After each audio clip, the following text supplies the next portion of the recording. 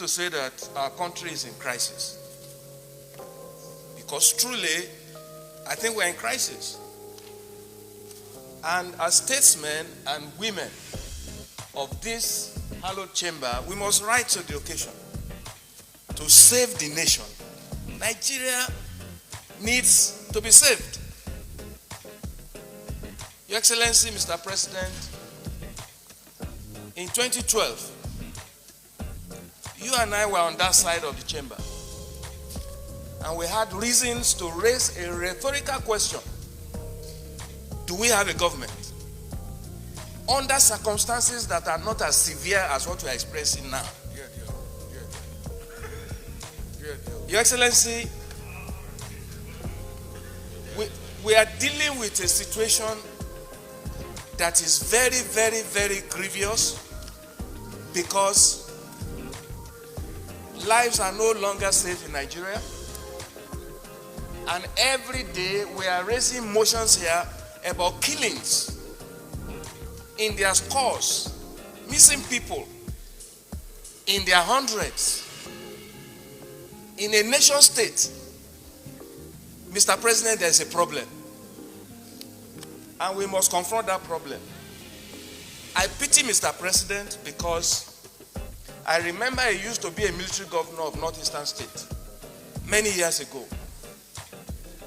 As a retired general and a sitting elected president, I just wonder how he feels when situations like this is happening under his watch. Mr. President, I would like to remind us of a statement that Mr. President made in Chatham House, London, on February 26th, year 2016. And I'm going to quote that statement. He says, I quote, "Let me assure you that if I am elected president, the world will not have cause to worry about Nigeria.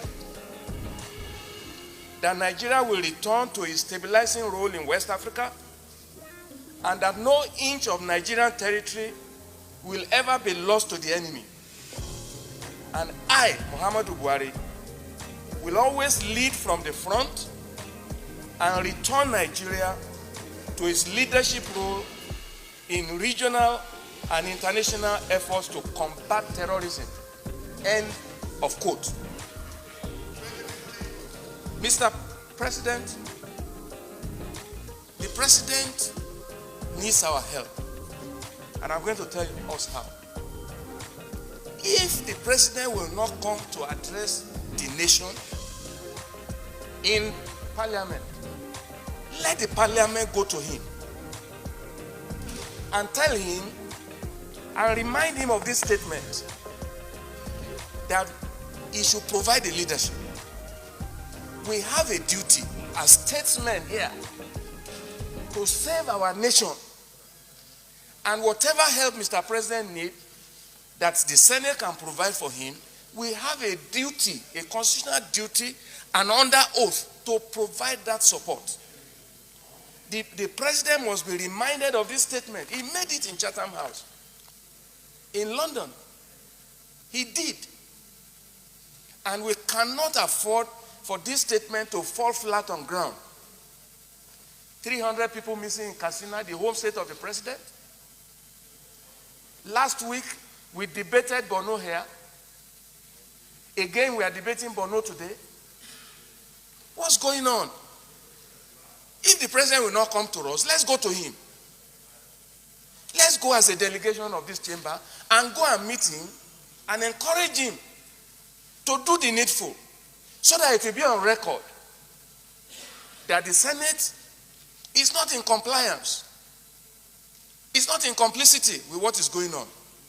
This is something you have done before on that side of the aisle. You did it. We did it together. Now we can do it on this same side and help to save our nation. Our nation is in crisis, and we must rise to the occasion to save this country. It is not about election, it's not about party, it's about saving and rescuing Nigeria. I so submit, Mr. President. I rise, Mr. Speaker, to move that the bill for an act to alter the provision of the Constitution of the Federal Republic of Nigeria 1999 as amended, and for related matters, HB 111, standing in my name to move for the second time. I so move, Mr. Speaker. Mr. Speaker, I rise to second the motion as moved by my good friend and colleague, Honorable Yusuf Gandhi. I so second, Mr. Speaker. Honorable Gandhi. It's very short and simple, Mr. Speaker, leading this debate for an act to alter the provision of Section 215 of the Constitution of the Federal Republic of Nigeria and for other matters. Mr. Speaker, honorable colleagues, once again I thank you for this privilege to lead the debate on the general principle of this important bill to alter Section 215. Mr. Speaker, it's a very straightforward. Section 215 of the bills is about inserting Section 1 by inserting the recommendation of the Inspector General of Police in terms of posting and recruitment into the Nigerian police so that it will communicate well with the various police reform that we have undertaken. And that is why Section B is introduced to the bill, that the responsibility for the recruitment of recruit constable into the Nigerian police and recruit cadet into the Nigerian Police Academy should be the duty of the Inspector General of Police. Mr. Speaker, my respected colleague, this is in order for all the legislation we have undertaken regarding to police reform to speak to one another. And that is why I will not waste time in saying much. I urge my colleagues, believing that they will give me the support, since this bill is a straightforward piece of legislation, and therefore appeal for overwhelming support that the bill be read for second time to refer to the relevant committee of the House for further legislative action in order to achieve the total reform of the Nigerian police. I so move, Mr. Speaker. Okay, straightforward. Honorable Abota. Mr. Speaker, I've read Section 215 as sought to be amended. Mr. Speaker, I'm in agreement that any radical thing that will give police all the required to be effective should be encouraged, including constitutional amendment. Mr. Speaker, this bill,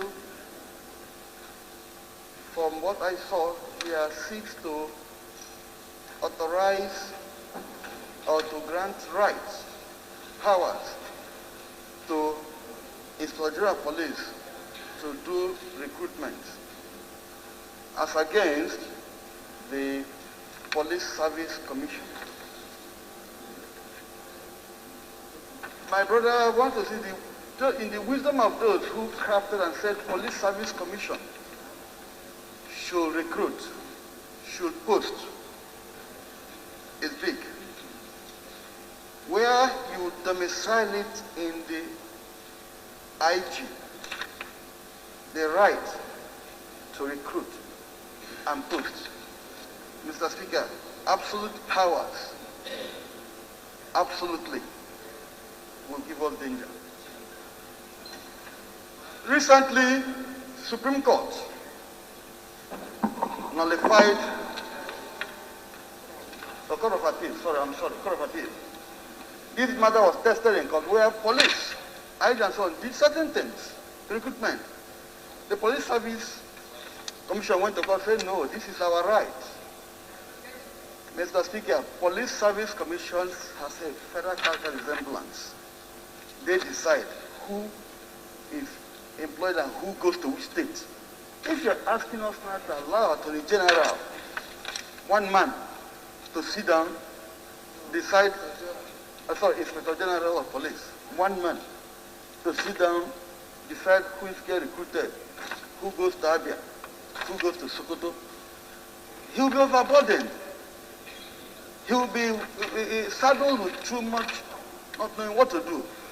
So what will be the duty of the Police Service Commission? Are we going to disband that?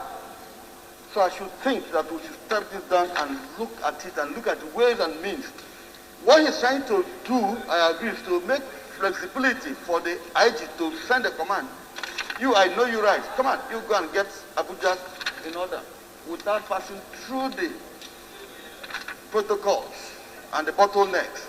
Be that as it may, we must be careful so that a larger people who are, if you look at those who make up the Police Service Commission, some are experienced police officers and all walks of life.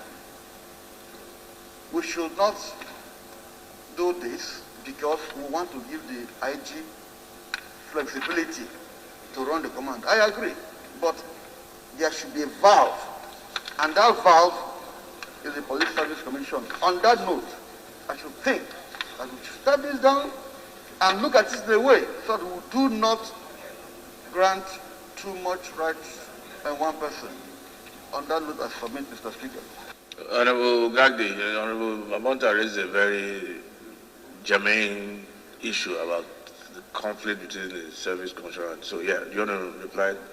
Mr. Speaker, from his submission, there is a total misunderstanding of the responsibility of the Police Service Commission. There have never been a time that they recruit. The institution that owns the police colleges, Police Service Commission is not like regular civil service. Inspector General of Police means police force.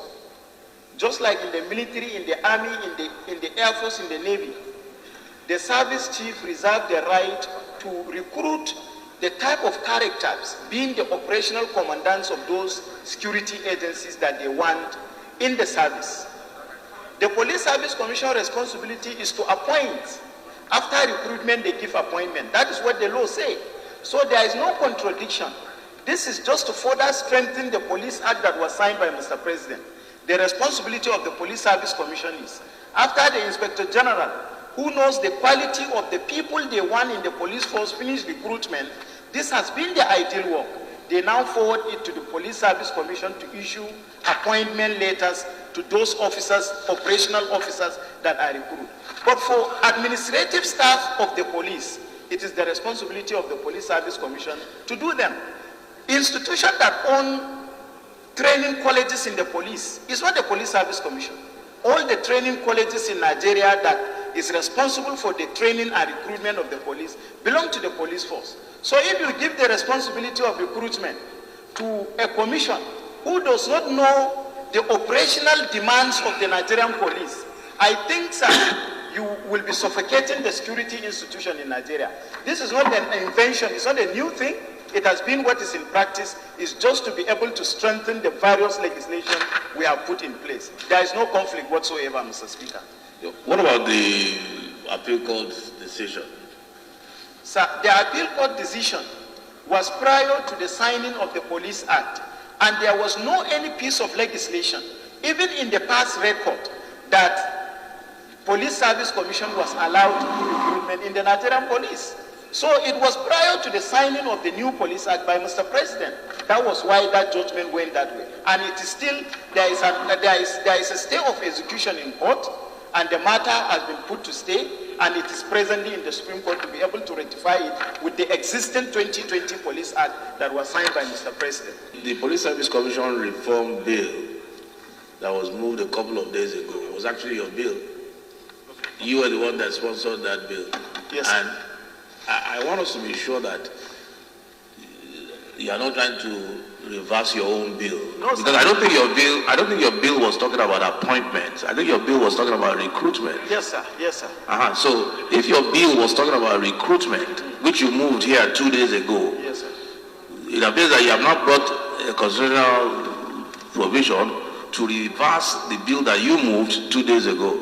Sir, Nigeria is supposed to benefit from 10,000 recruitment of the police, but it was pushed to pause because of the contradiction in those provisions of 3 laws. So if we are to do police reform, the provision of the Police Act, as well as the Police Commission reform, including the Constitution, should be speaking to each other. So this is just a confirmation of the position of the bill that was passed separately 2 days ago. Do you have the bill, Police Service Commission bill that was passed 2 days ago? Can you send for it? We'll finish it before we leave today. So just to be sure, so that we don't look like we don't know what we're doing. Yeah, we'll step it down and take it today before we leave. Just let me quickly have a look at that. Yeah.